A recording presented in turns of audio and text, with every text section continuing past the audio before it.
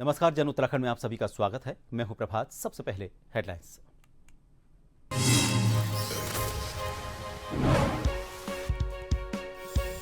पंडित राम सुमेर शुक्ल की 47वीं पुण्यतिथि मुख्यमंत्री पुष्कर सिंह धामी ने दी श्रद्धांजलि। रुद्रपुर मेडिकल कॉलेज परिसर में पंडित जी की प्रतिमा पर माल्यार्पण और शिलापट्ट का किया अनावरण।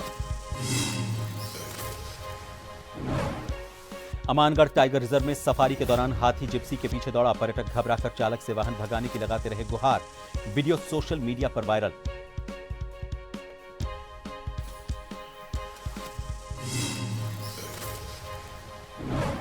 वन भूमि पर अवैध अतिक्रमण हटाने की तैयारी। रामनगर के ग्राम पूछड़ी क्षेत्र का मामला। वन प्रभाग, पुलिस, राजस्व और नगर पालिका की संयुक्त टीम ने किया सर्वे।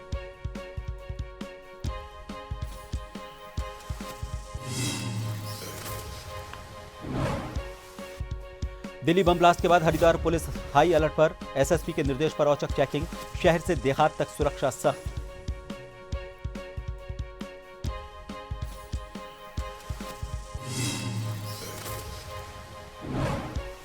और जोशीमठ ब्लॉक के गांव लांझी में जंगली जानवरों का आतंक। चारा लेने गई महिलाओं को बनाया निशाना। ग्रामीणों के पालतू श्वानों के हमले से भागा बाघ।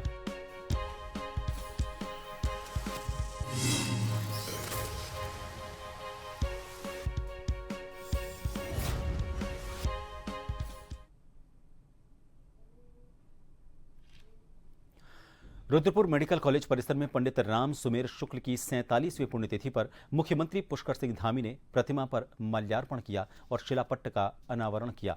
कार्यक्रम में 11 उत्कृष्ट व्यक्तियों को सम्मानित भी किया गया।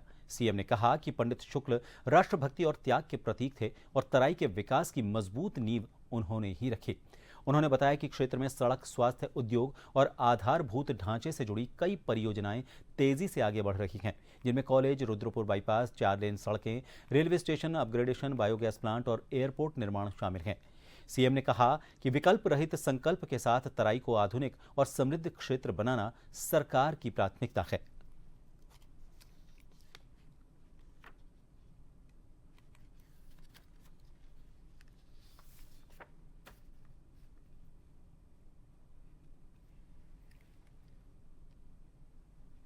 महान स्वतंत्रता संग्राम सेनानी, तराई क्षेत्र के संस्थापकों में से एक, इस क्षेत्र के शिल्पी और किसान हितों के लिए हमेशा सजग रहने वाले, एक प्रहरी की तरह काम करने वाले।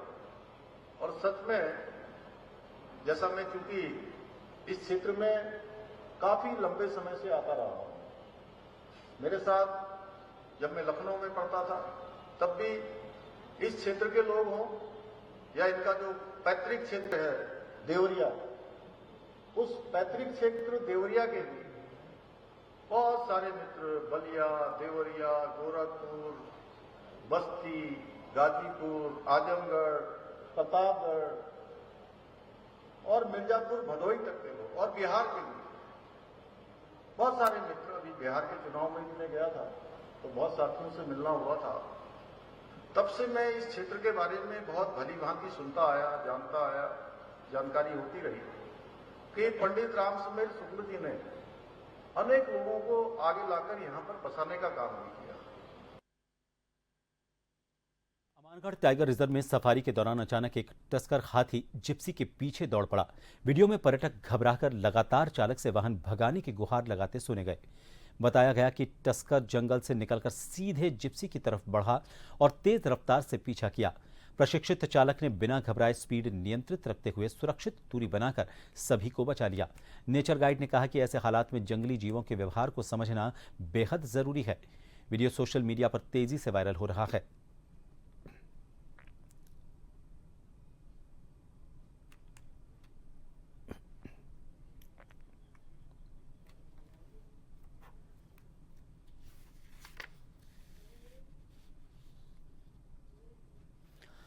रामनगर के ग्राम पूछड़ी क्षेत्र में वन भूमि पर लंबे समय से हो रहे अवैध अतिक्रमण को हटाने की तैयारी तेज हो गई है।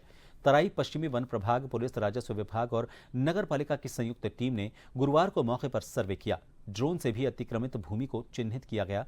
अधिकारियों ने बताया कि कुछ लोगों ने कूड़ा निस्तारण के लिए दी गई सरकारी भूमि पर गलत दस्तावेज बनाकर कब्जा कर रखा था। 2024 में दर्ज मुकदमों की जांच जारी है। टीम ने संकेत दिए हैं कि अवैध कब्जे जल्द हटाए जाएंगे।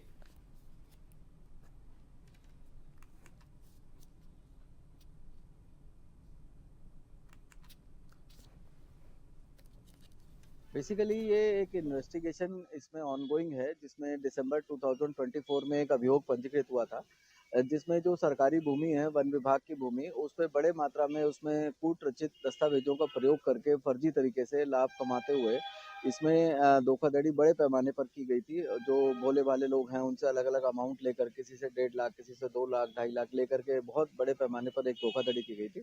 उसी के संबंध में एक अभियोग पंजीकृत है, जिसकी की समीक्षा की गई और उसी समीक्षा के दौरान जो है स्थल का निरीक्षण किया गया था वहाँ पर, और इसमें अभी इन्वेस्टिगेशन चल रही है और इन्वेस्टिगेशन के दौरान जो भी फैक्ट्स आते हैं उसके आधार पर अग्रिम कार्रवाई की जाएगी। बहुत ही गंभीर ये प्रकरण है और इसमें मैसेज एकदम क्लियर है कि सरकारी भूमि या फिर सरकारी संपत्ति को जो भी खुट-बुट करने का प्रयास करेगा उसके खिलाफ कड़ी कार्रवाई की। उत्तराखंड के पर्वतीय क्षेत्र के गांवों से पलायन आज एक बड़ी समस्या बन चुका है। उत्तराखंड पलायन निवारण आयोग उपाध्यक्ष एस नेगी ने माना कि आज उत्तराखंड के गांवों से पलायन तेजी से हो रहा है। सरकार द्वारा पलायन रोकने के प्रयास जारी हैं। नेगी ने बताया कि 2011 में हुई जनगणना के मुताबिक 1068 गांव जनशून्य गांव मिले, जहां कोई भी व्यक्ति निवास नहीं कर रहा था। उन्होंने बताया कि उसके बाद पलायन निवारण आयोग के द्वारा फिर से गांवों की सर्वे करवाई गई, जिसमें गांव के तोक ज्यादा खाली मिले। उन्होंने बताया कि वर्तमान में 1500 गांव जनविहीन गांव हैं, जहां से लोग पलायन कर अपने नजदीकी शहर में आ चुके हैं, लेकिन पलायन पर सरकार के द्वारा काफी हद तक रोक लगाई गई है और सरकार प्रयासरत है।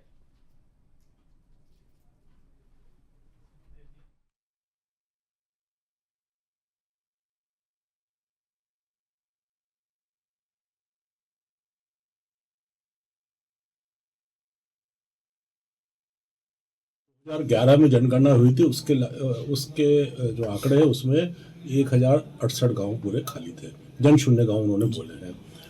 हमने जो सर्वे किया उसके बाद कुछ हमको ज्यादातर तोक ज्यादा मिले। पहाड़ में देखिए तोक ज्यादा होते हैं, है ना। पूरे गांव तो अब उतने खाली नहीं है, 1500 के करीब होंगे, लेकिन तोक खाली हो जाता। तोक से क्या होता है ना, तो वो आके ऊपर रह रहा था, सड़क पे आ गया, पार्टी भी आ गया, है ना, लोहाघाट आ गया, है ना। वो उस प्रकार का थोड़ा सा देखने को मिल रहा है और आंशिक रूप से लोग पलायन काफी गांवों से किया है। ये हमारे लगभग 16,000 गांव हैं, तो उसमें काफी गांव से। और पलायन देखिए, आपने बात की पहाड़ की, पलायन की समस्या मैदानी हरिद्वार में भी है, उधम सिंह नगर में भी है ना। ये है कि ये क्योंकि मैदानी जनपद है तो वो हरिद्वार से गांव से आसपास अपने हरिद्वार के रुड़की चला जाएगा, हरिद्वार चला जाएगा। उधम सिंह नगर का है, जसपुर के आसपास है, जसपुर चला जाएगा, है ना, खटीमा चला जाएगा। तो वो गांव से लिंक नहीं तोड़ता है, क्योंकि थोड़ा सा भौगोलिक परिस्थिति वहाँ आसान है। पहाड़ में क्या होता है कि वो भौगोलिक परिस्थिति कई जगह, अब तो क्या सड़कें पहुंच गई, पहले सड़कें भी नहीं होती थी, लेकिन थोड़ा बदलाव तो आ रहा है। ये तो बिल्कुल स्पष्ट है। दिल्ली बम ब्लास्ट के बाद हरिद्वार पुलिस अलर्ट मोड पर है। एसएसपी प्रमिंदर सिंह डोभाल के निर्देश पर तड़के से ही शहर, देहात, बॉर्डर चेकपोस्ट और भीड़ भाड़ वाले इलाकों में औचक चेकिंग अभियान चलाया जा रहा है। पुलिसकर्मी बॉडी प्रोटेक्टर और ऑटोमेटिक असलाह से लैस होकर हर वाहन, व्यक्ति और सामान की बारीकी से जांच कर रहे हैं। एसएसपी ने कहा कि सुरक्षा स्तर और मजबूत किया गया है और बॉर्डर पर विशेष निगरानी बढ़ाई गई है। उन्होंने जनता से अपील की कि संदिग्ध गतिविधि दिखे तो तुरंत पुलिस को सूचना दें।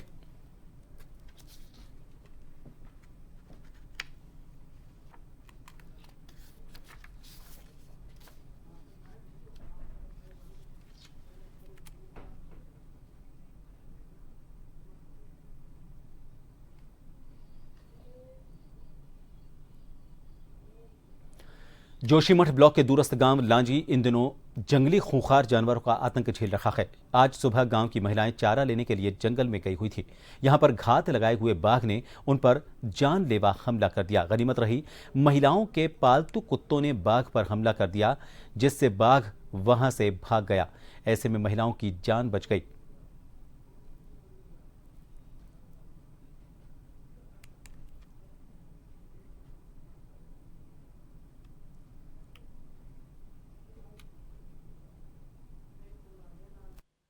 मैं लगातार 3-4 दिनों से आवाज उठा रहा हूं सरकार तक और वन विभाग तक मैं लगातार संपर्क में हूं, लेकिन सबका कोई अच्छा रिस्पॉन्स नहीं है। और आज सुबह हमारी गांव की महिला अपने गाय बच्चों के लिए चारा पत्ती के लिए गए, लेकिन वहां पे जो है बाघ जो है घात लगाए बैठा था और वो हमारी महिलाओं पर हमला करने के लिए गया, लेकिन वहां पे कुत्ते रहे और कुत्तों ने उन महिलाओं की जो जिंदगी को बचाया है।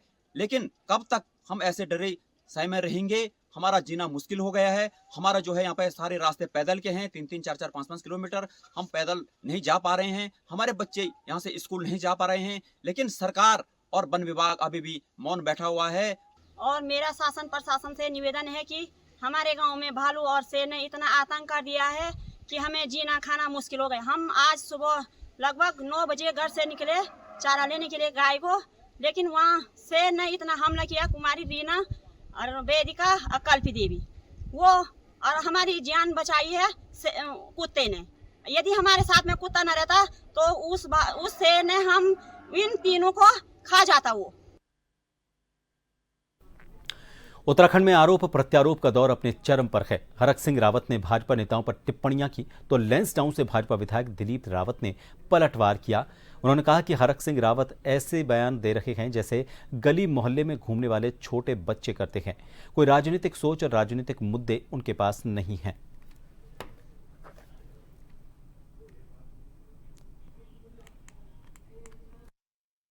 कि हरक सिंह जी इस समय डिप्रेशन में हैं और आप ये समझ लें कि उनके पास राजनीतिक मुद्दे नहीं हैं, राजनीतिक बातें नहीं हैं।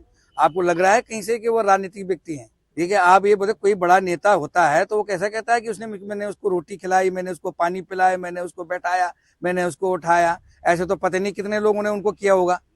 इसलिए मैं ज़्यादा उनके पृष्ठभूमि में जाना नहीं चाहता, लेकिन मैं उनको एक ही सलाह देना चाहता हूँ कि अपनी राजनीतिक बुद्धि को सुधारिए, राजनीतिक विचारधारा को प्रबुद्ध करिए, उसको समृद्ध कीजिए।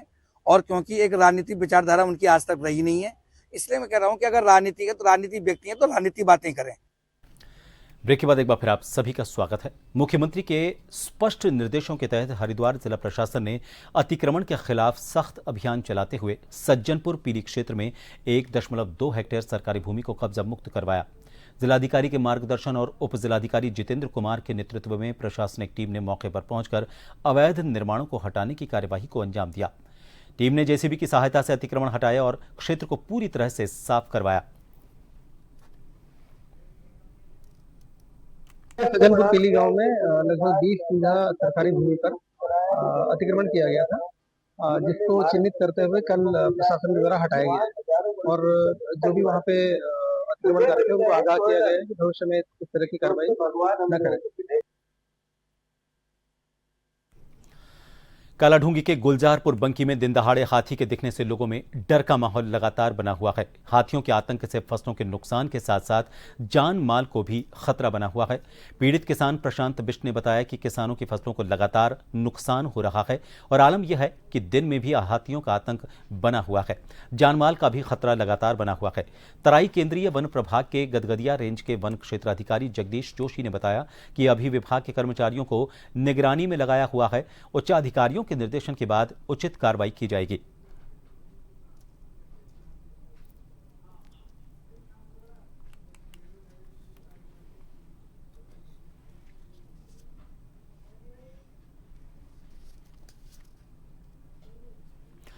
चंपावत के विकास भवन सभागार में पलायन निवारण आयोग के उपाध्यक्ष एसएस नेगी की अध्यक्षता में रिवर्स पलायन से ग्राम विकास सम्मेलन का आयोजन हुआ। प्रवासियों, उद्यमियों और कृषकों ने अपने सफल मॉडल साझा किए। सेब, कीवी उत्पादन, फास्ट फूड व्यवसाय, लाइब्रेरी संचालन, मिल्क प्रोसेसिंग यूनिट और टैक्सी सेवा जैसे प्रयासों ने ग्रामीण अर्थव्यवस्था को मजबूत किया है। प्रतिभागियों ने विपणन, प्रशिक्षण, ब्रांडिंग, कोल्ड स्टोरेज और जंगली जानवरों से बचाव जैसी जरूरतों पर सुझाव दिए। नेगी ने कहा कि रिवर्स पलायन गांवों को आत्मनिर्भर बनाने की दिशा में अहम कदम है और सुझाव सरकार के समक्ष रखे जाएंगे।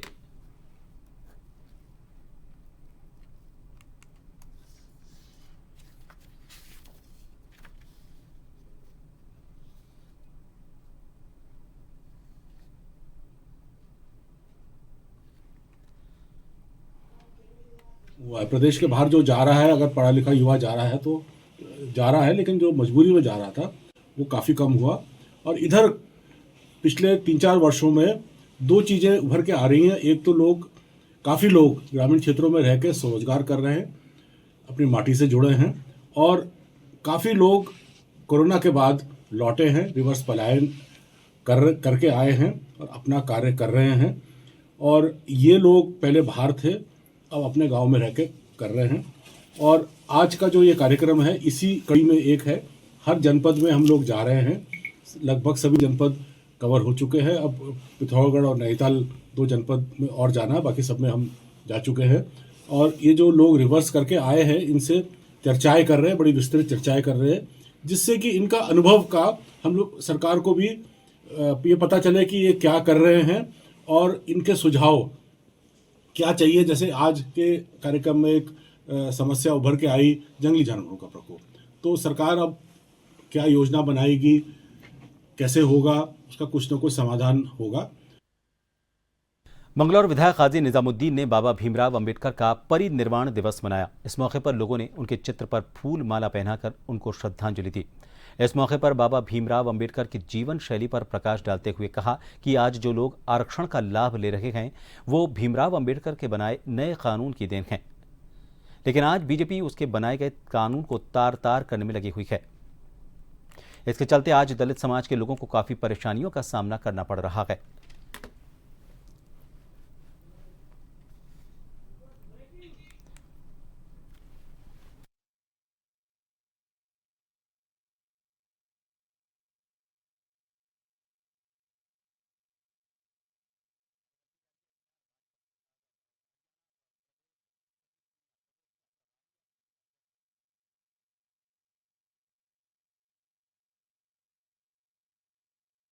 भारत रत्न बाबा साहब डॉक्टर भीमराव अंबेडकर जी के बनाए हुए संविधान पर खतरा मंडरा रहा है, तो हमें गाहे बगाहे जितने बाबा साहब के बनाए संविधान पर पूरा देश विश्वास करता है और हम सभी लोग यहाँ इकट्ठे हुए हैं। आज बाबा साहब का परिनिर्वाण दिवस था, तो हम सब लोग ने एक यहाँ प्रण लिया कि संविधान पर यदि कभी कोई आँच आई, जैसे भारतीय जनता पार्टी की सरकार गाहे बगाहे इशारे देती रहती है, तो सभी लोग एकजुट होकर राहुल गांधी जी के नेतृत्व में, आदरणीय मल्लिकार्जुन खड़गे साहब के नेतृत्व में हम सब लोग संघर्ष करने का काम करेंगे। आज हम लोगों ने बाबा साहब डॉक्टर भीमराव अंबेडकर जी के महापरिनिर्वाण दिवस के अवसर पर हम लोगों ने एक संगोष्ठी की और अपने उद्गार, अपनी भावनाएं हम लोगों ने यहाँ व्यक्त किए हैं।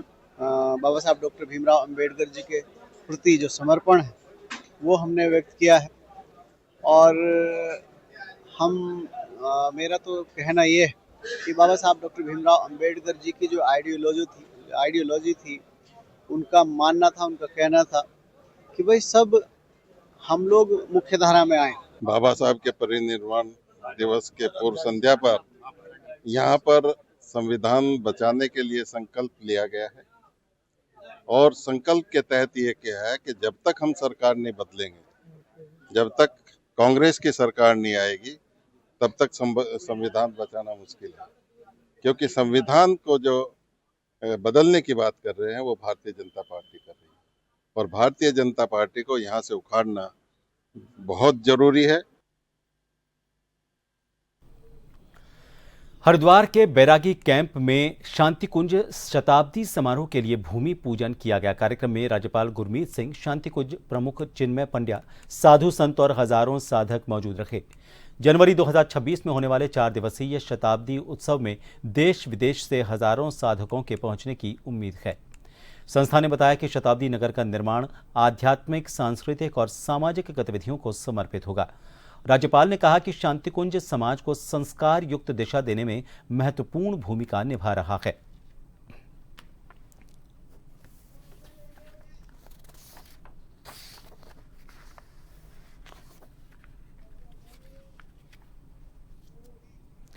चलते चलते एक बार फिर नजर हेडलाइंस पर।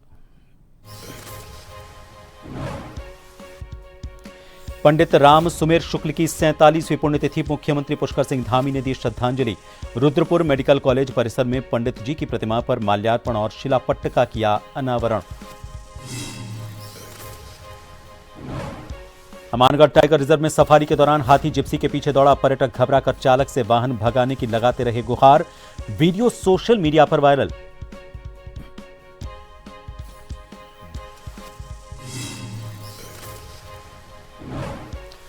वन भूमि पर अवैध अतिक्रमण को हटाने की तैयारी, रामनगर के ग्राम पूछड़ी क्षेत्र का मामला। वन प्रभाग, पुलिस, राजस्व और नगर पालिका की संयुक्त टीम ने किया सर्वे।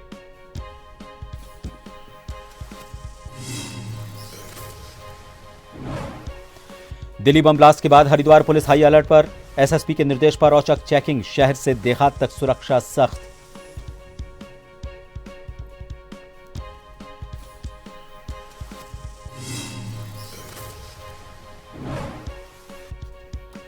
और जोशीमठ ब्लॉक के गांव लांझी में जंगली जानवरों का आतंक, चारा लेने गई महिलाओं को बनाया निशाना, ग्रामीणों के पालतू श्वानों के हमले से भागा बाघ।